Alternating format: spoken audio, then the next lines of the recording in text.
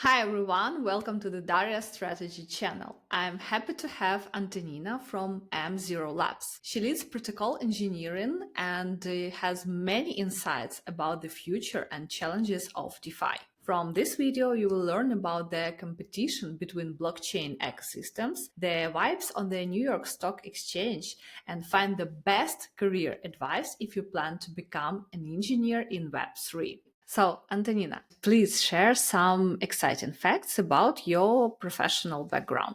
Thank you, Daria. Pleasure to be here.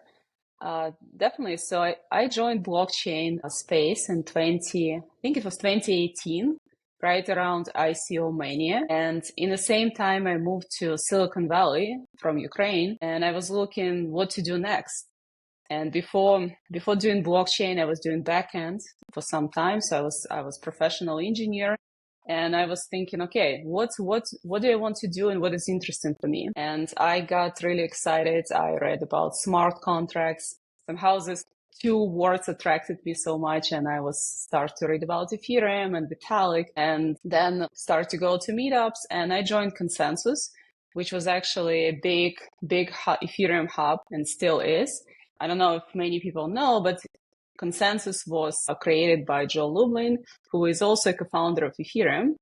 And Consensys was a company which basically started a lot of original Ethereum tools like MetaMask and Furum. So when I joined Consensys, I've been there for 2 years. I was exploring different verticals and I was looking what is interesting for me. And around 2020, I got really excited about DeFi and switched to Compound Labs. Compound used to be and still is a big DeFi protocol, borrow and lending. Mm-hmm.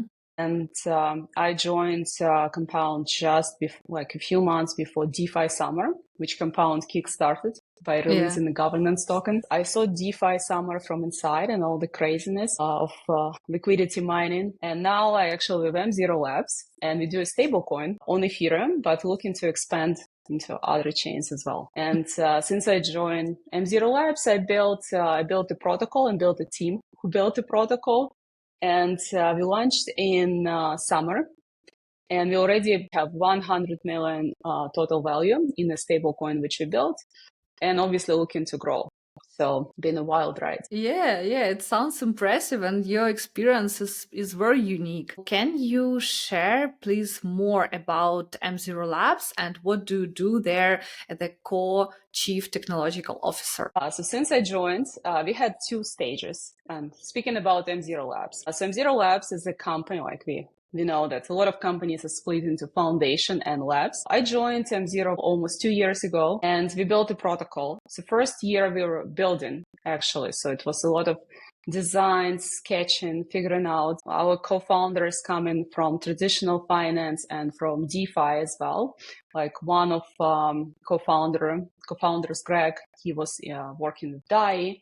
And all of them had a lot of ideas how to improve stablecoin and how to build more resilient and more scalable one. And all of these ideas came into designs of M.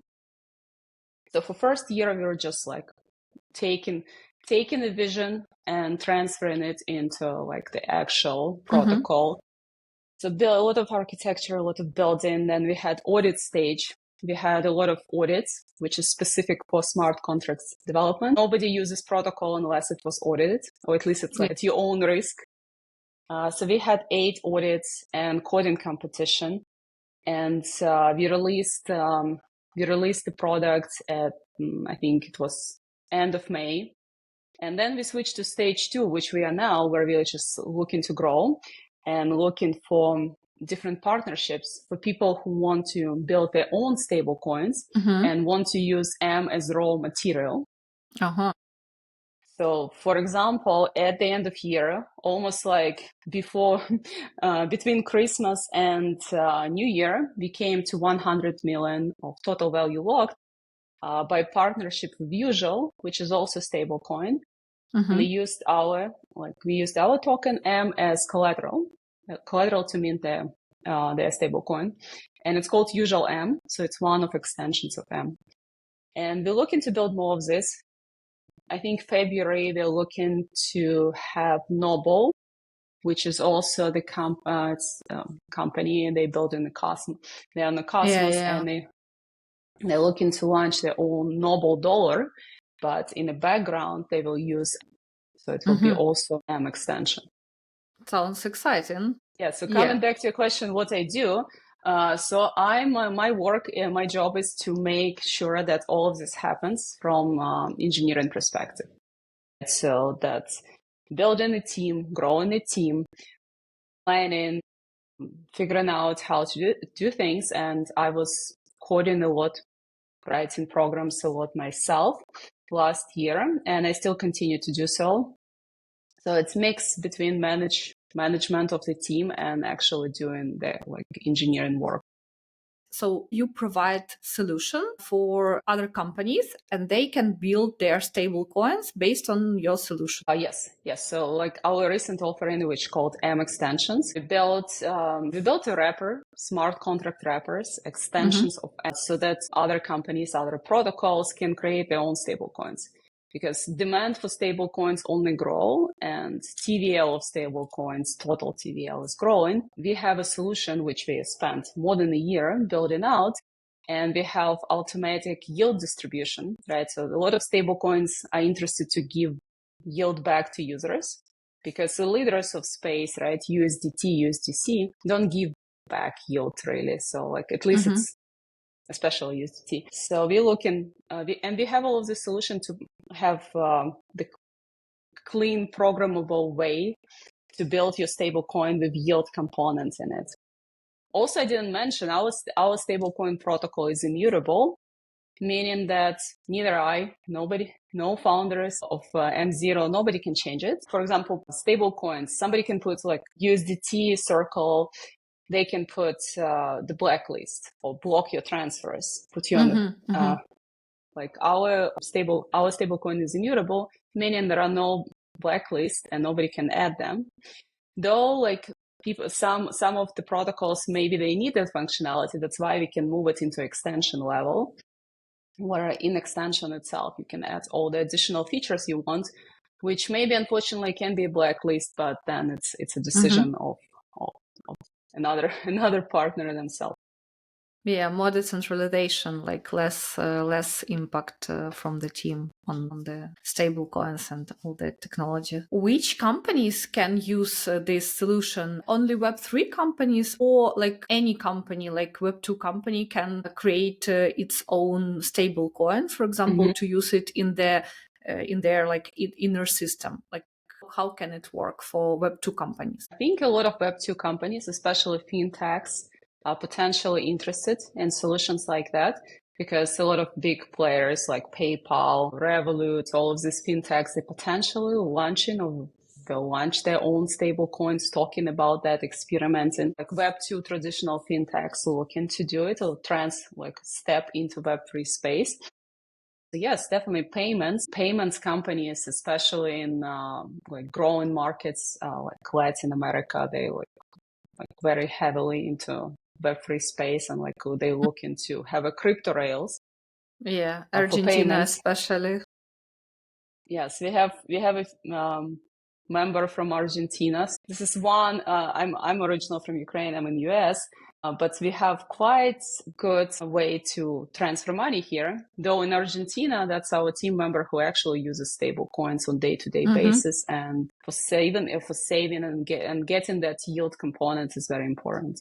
Thanks for great explanation. So can you share more about why does DeFi direction is so attractive to you? Why do you believe in DeFi? Yeah, I don't know. Somehow it got me. I think it's what I always wanted to do, but I didn't know. And it took me some time.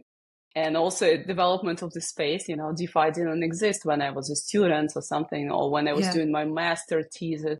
It is, but I'm really excited about it. First of all, it's pure logic. Second of all, you can rewrite traditional finance and all of this privileged class of certain privileged class by just code. You can write a protocol, which, for example, we did at M0 and I did at M0, which issue money. And I created interest rate models, which with team, obviously it's not only my effort, but I was involved in creating an interest rate model which prints money. And what we actually did, we made sure that we never overprint money, and our rate. Just to explain a little bit more, so we have the minter who mints stablecoin, and they have to pay a fee for that. And we also have earners, like speaking about yield component, who receive the yield. So what our protocol does, it makes sure that we never give earners more than we charge the minter. And we have the interest rate model contracts in the system, which are public, open on a blockchain, which control that whole process. So we basically created a bank, right? I created with my hands a bank, and I can deploy it. Nobody can stop me from deploying it on the centralized network. And looking at it, it's not that much code, right? It's like, and blockchain is my infrastructure. I deployed it once. I don't need to bother anymore about keeping it, like making sure it's available. So I'm super excited. And a lot of these protocols, like one example I always give, it's Morpho. Right, Morpho it's also borrowing lending protocol. It has probably 2 billion now. I didn't check what they have actually. I need to check. But it's 600 lines of code. Everything grows fast. It's immutable. Nobody can put it down. Nobody can change it. At this point, it's basically safe. I don't think anyone will hack it or something. So it's amazing. And the code doesn't care about how fancy you are, and it doesn't care who you are. It's like there are rules, and you have to follow the rules. That's why this space super interesting to me. What do you think about this battle between the ecosystems? I mean, like between Bitcoin lovers, Ethereum lovers, Solana, Cosmos, and all these battles. And we don't even mention L2 battles in the Ethereum ecosystem between different projects. So, what do you think? Is it about like healthy competition, or it's more about some kind of cannibalism or unhealthy competition? What do you think? So what I think overall, everything goes to progress and everything comes to the common sense. We started the interview with me mentioning DeFi craziness, but DeFi craziness led to L2. It's like if some of your viewers remember, like gas was so high that Ethereum was unusable, and that was a big push for L2. Now we're sitting here a few years later, L2s are basically like cannibalistic to Ethereum as it presented to I not necessarily agree to the Ethereum mainnet, but they're like up live and they have more transaction activity and it continues to grow. Now, like speaking about Ethereum and Solana, that's blockchains which built with different purpose in mind. So Ethereum was the way to, Ethereum comes after Bitcoin, right? Store of value, which is not very programmable. And Ethereum comes as infinite machine, as world computer, and give people, engineers like me or anyone else, engineers, possibility to create the things we discussed, right? And Solana was built to be super fast, low latency, and obviously you have to give up something to reach that speed and latency. So we're looking to expand to Solana, and I will be learning a lot of Solana, but obviously you have to give up something to get that speed and latency, and maybe it's a little bit more centralized just because you need to run more advanced, like validators are more advanced. And that programmability and variety of contracts, which we can build on Ethereum, on Solana, can be somewhat trickier. So overall, I think a lot of good blockchains, blue chip blockchains, they have their own niche. And I don't think they compete.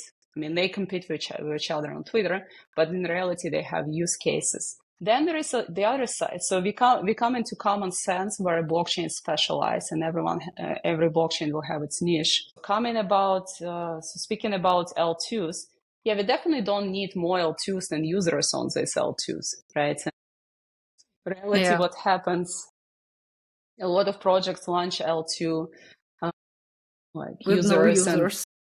With no users. There are users who like just hunting for airdrop.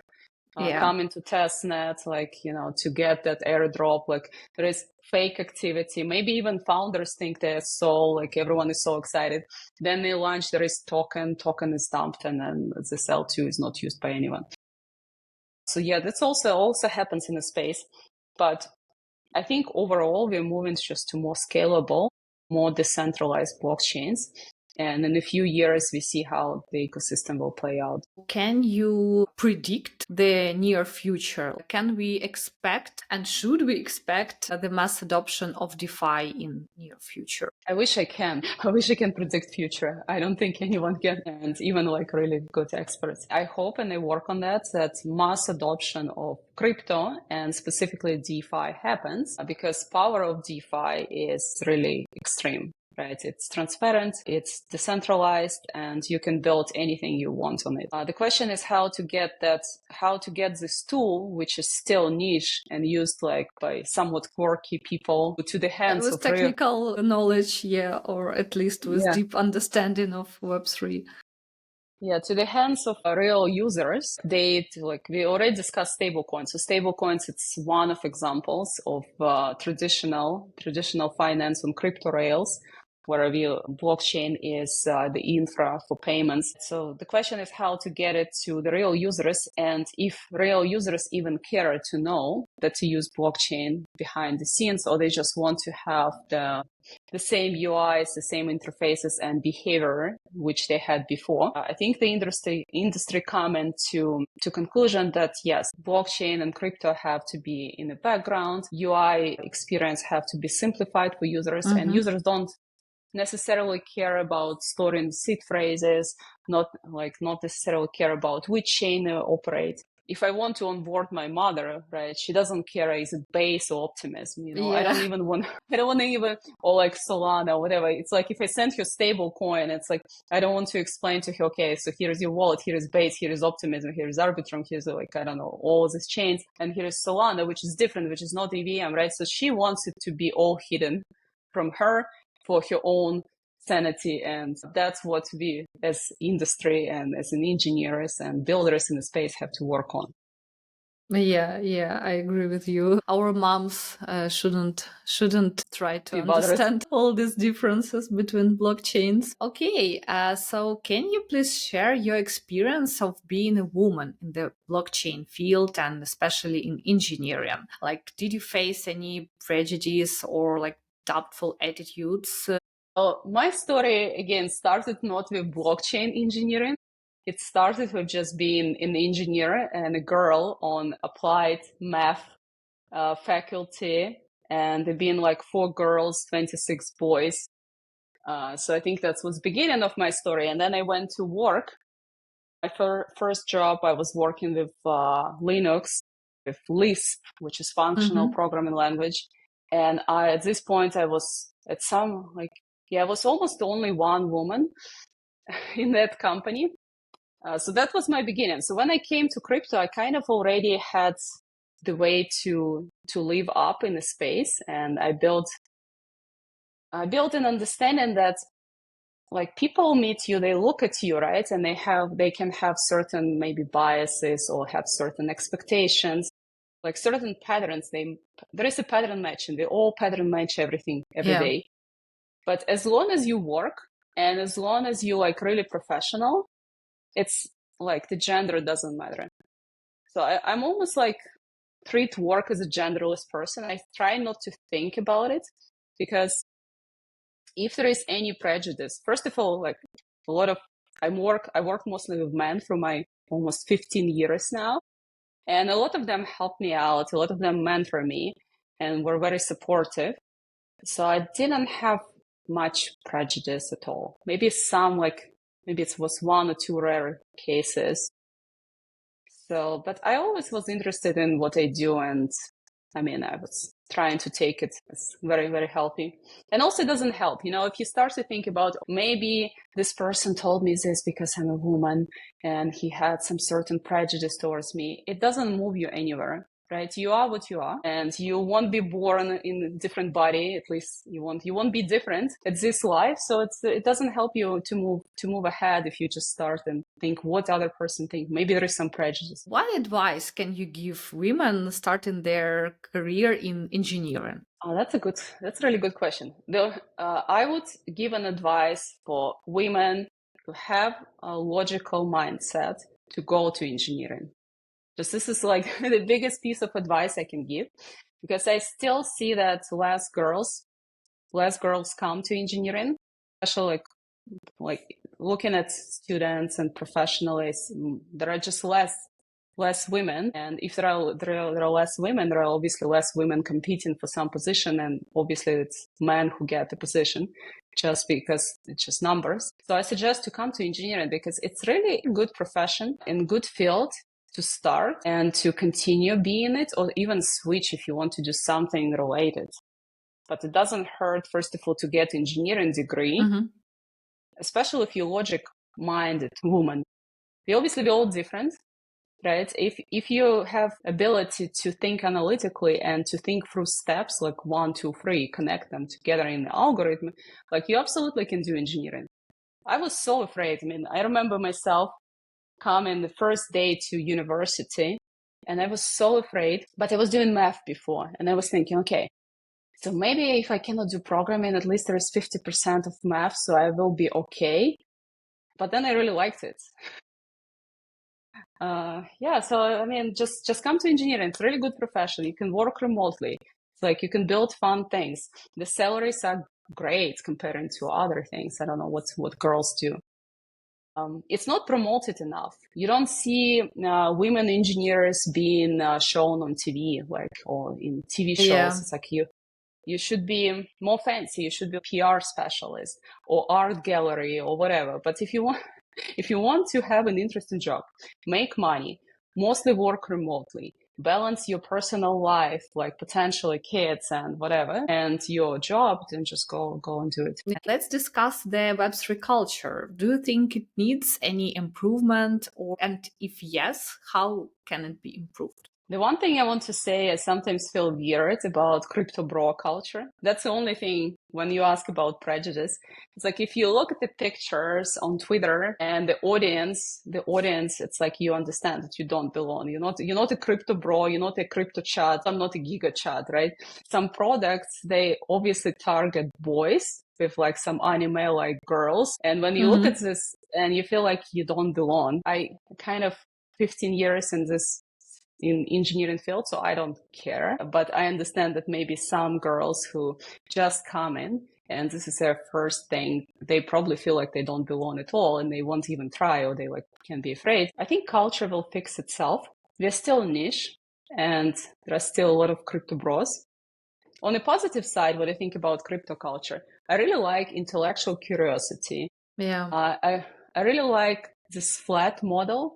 There is obviously hierarchy in crypto companies, but I like the intellectual flat model where you can message anyone and people are not too serious about themselves. If you can put an avatar of, I don't know, pink Pantera or like blue penguin, you by definition don't too full of yourself, right? So you're in a space, you're like open to have fun conversations. Twitter is definitely more fun, and people are somewhat interested. In LinkedIn, everyone in suit, in black, white shirts. So yeah, that's a different type of culture. Not everyone, but I'm just saying this part of crypto Twitter culture I would like to keep and see it staying with us, but add a little bit more diversity and more welcoming to women.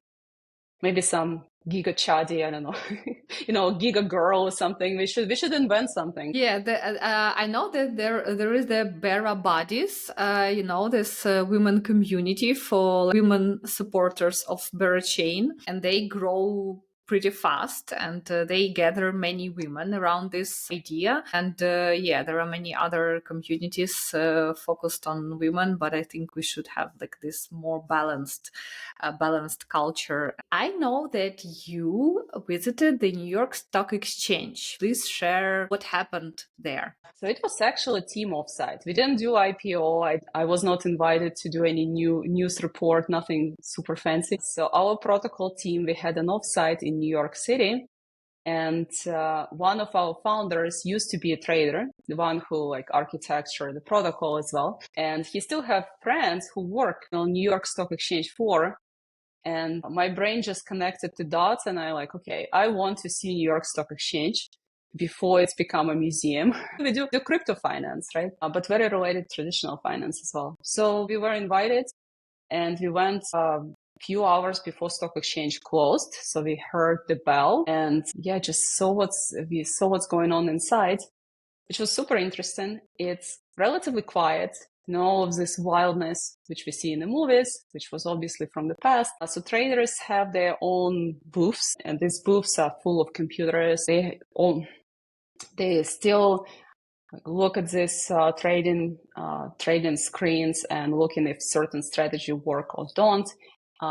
Traders had very funny jackets, like they were been in very blue, somewhat puffy jackets vest. Apparently it's traditional. It's relatively quiet. All of them were very happy to talk to us and explain what they do. And most of them are very, very experienced. So they work on stock exchange for probably a few decades and seen it being more wild and busy, and just we're happy to share advice with us. Sell your losers. Like, don't be too cocky, as they say. Don't be like, just know when to stop. All these things which they just shared with us. It was very funny. Did you discuss any crypto things? Yes. We discussed a little bit. So we told that we are from a crypto company which issued stablecoin. They were very interested. They know it's a future. I especially remember one conversation we had with our host, and he told, first of all, that he sent his son to work in crypto, which is a bullish sign. And second, he told that all these years we know people and we know bankers and we know regulators. And the moment they start to talk about Bitcoin and crypto in general very negatively, we know that it will stay. Because as he said, if it doesn't matter, they don't even talk about it. So you'll never hear about them. Like them talking nonstop about crypto was a sign to us that it's gonna stay. Which resources or maybe mentorship programs or events can you recommend to people interested in blockchain development and in entering the Web3 space? There are so many resources at this point. Back when I started, it was almost nothing, which was in a way easy because there was nothing, right? You don't need to sort through resources. So first of all, it depends on the blockchain, and depends like if you want to be an engineer or you just you're also looking to be a product person or you want to do marketing, right? So if you want to be engineer, Ethereum, just check a few good boot camps. A lot of them are free. Looked at some point at rare skills. It's not free, but really high quality. There are a lot of open resources, for example, the smart contract programmer, and look at YouTube high quality videos. If you look into also a lot of official resources, right? So if you look at from Ethereum Foundation, or if you want to learn Solana Foundation has a lot of development courses. Also check the free boot camps, which are usually sponsored by some of the company. There are a lot of community-like learning, and for example, for women, it's SheFi. Daria knows better. Daria did the course on SheFi. I didn't. Completed cohort. It's pretty helpful to newcomers, to anyone learning like from scratch everything related to blockchain. Yeah, so a lot of newcomers and also non-newcomers now. And just go to events and talk to people, because I would say start from something which is within your reach. If you live in a big city, which is like crypto hub, like for example, I live near New York City, and there is constantly something happening. It's like there are so many events where you can just go and listen to companies presenting themselves, and then you can meet people and ask. So my advice, just find any resource which is you see is decent and high quality and start learning. And then the path will be built up one step at a time. Thanks for your experience. It was really insightful, and I'm sure that our listeners and viewers will also enjoy our conversation. I think DeFi and crypto is here to stay, and I would like to see more ladies in the space take more risks, because that's the one difference between myself and a lot of my colleagues. We are much more conservative. Even we're not taking enough calculated risks. So going into crypto is one of such steps which can unlock new potential for you. Happy holidays, everyone. And yeah, up to the bull run. Yeah, thank you very much. So guys, I'll leave Antonina's links under this video. I really like her content, so you can also follow her and learn more. See you in the next videos. Bye. Thank you. Bye.